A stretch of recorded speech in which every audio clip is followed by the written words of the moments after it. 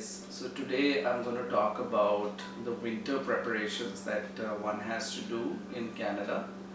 Um, Although there are a lot of things that you can buy for the winter, but as a starter, just going to share what I learned, right? And just the essentials. And then you can see one season how bad it is. You may have those major snowstorms, right?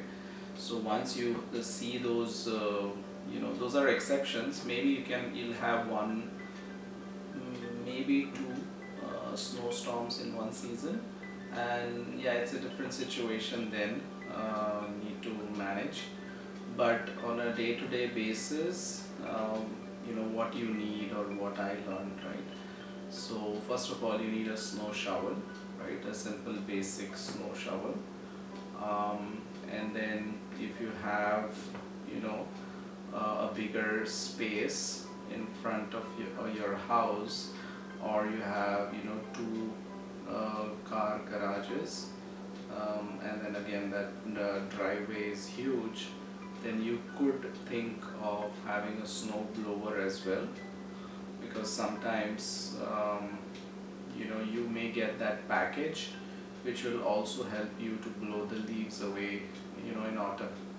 So snow blower is nice to have, depending on your situation, but shovel you can keep it as a minimum. And then if you have a car, then you would need the brush, right, for the car. You have like a two-way brush. Like one side you can just brush off the snow from the car, the other side is to clear off the difficult snow which gets stuck, or ice on your windshield. So the other side is a little sharp, has a sharper end, which helps you to clear out the snow or the ice, right, from the car. And then the windshield fluid, which goes in your what do you call it, to clear your for the wiper blades, right, to move you need a liquid. So typically we use water back home, but here, because of the winter, you need to prevent that liquid from freezing, right, below zero. So that liquid does not freeze till -40 or -45 degrees. So you can put that fluid. And then you need salt as well, so that when there is heavy predictions for snow, you can just put it in your driveway or wherever, so that when it snows, at least the initial part gets melted away, and you'll have to clear less snow, right, eventually, if it's the prediction is for more snowfall that day. So that's about the garage stuff. And what else? For personal clothing, of course, you need that winter jacket, right, and the gloves as well. Gloves and the cap, right? And if you have the ear mufflers also, it's helpful to cover your ears, right? So that's for your personal. And then you can have those long boots as well, which will help you navigate through the snow. But I personally never had to, buy it. But depending on your, routine or your usage, right? If you like to be outdoors a lot in winter, traveling and stuff like that, then yes, you need to keep those long boots, which will help you. And then the thermals as well. If it gets too cold and you have to be outside, then the thermals will help you, right? Extra layer of clothing, and then the jackets. And if you have snow pants as well, right? Again, depending on how often you go out or in what conditions you go out. If you have kids, then it's recommended to have snow pants, because when they go to school, then they play outdoors, right? So you need to have those snow pants. From the car perspective, you would need to buy a winter mat. So, so winter mat, the way it is um, it comes in different varieties, but the one that I prefer, I have, is the one which has like like a collection area. It's not like it doesn't end at the sides. It has a collection, like a boundary, right, like a square, so that all the snow from your boots gets collected in that. It's like a tray, right? So so that you can just lift and then you can clean the mat, right? So uh, it's a different material, and it's thicker as well.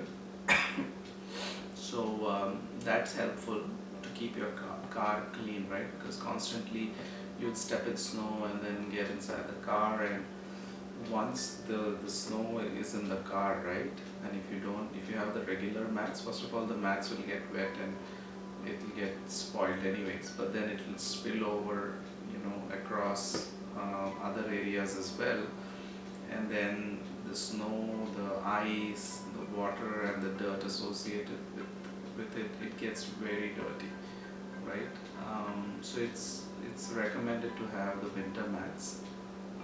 So that is another another thing that you need to buy in terms of the winter shopping for the car, right? And then another thing with the winter, relating to the winter and with respect to the car, is the winter tires, right? So you may have heard about, the winter tires, how important it is, and you need to change during the winter season, and then back to the summer or the all season tires in on the other season. So they say that winter tires have more grip and it's a little bigger, and during the conditions where the car could skid right on the road.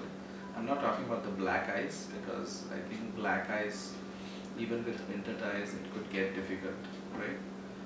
But the regular snowy conditions, right, where it's a little bit of icy patch and snow, and that kind of a situation, they say that the winter tires would really help you and give you more control, right, when you apply brakes or when you maneuver.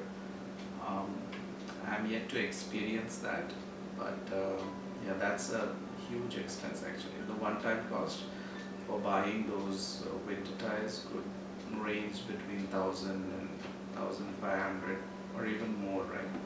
Dollars, right, for all the four wheels.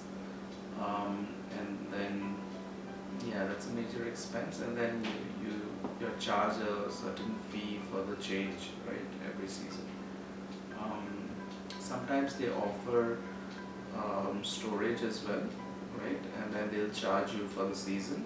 Typically, it's $60 to $70 for the season. If you have space in the garage, then you can also store it there. That's what I did. Um, yeah, that's another thing I just recalled with regards to the winter shopping. So yeah, that's about it. I don't recall anything else.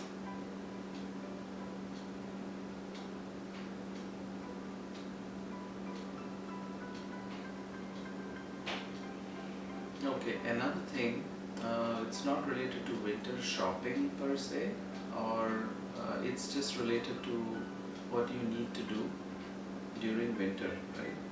So there is another, right now, when I talk to the folks here who have been living for like 40, 50 years, they say it's not necessary or it's not that important, but another process that generally everyone follows is during the winter time, um, the pipes that lead to your front garage, right, and the backyard. So they suggest to turn off the water supply flowing through those pipes, right? The reason being, in winter they come in contact with the external environment, right? And then the water could get frozen and it could burst. The pipe could burst, right? And then if it bursts, then of course whatever water inside the house, it's heated, so it will be water. But then when the pipe bursts, it's going to be chaos, right? So that's another suggestion, that you need to turn off. There is a separate valve for just for the part which flows from a certain point, like for the front garage. There is a valve in the furnace room where you can just shut it off, and then it will take care of controlling the flow.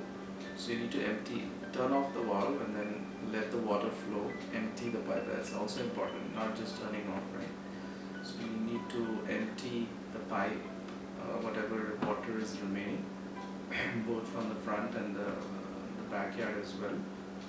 And during spring, or whenever the temperature becomes positive, right, you can turn it on again. So that's another task that you need to do, or you need to take care during winter, right?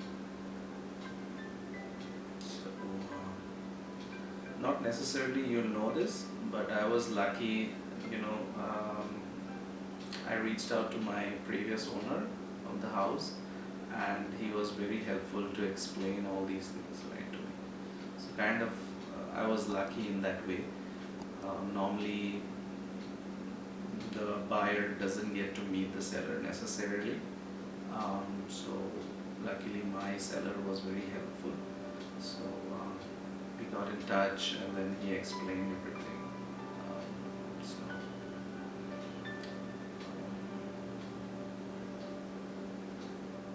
This is the minimum that you should have in the winter. So yeah, if there's anything else that I missed out, or anything that you guys would like to share, then put it in the comments below, and it will be very helpful for me. Thank you.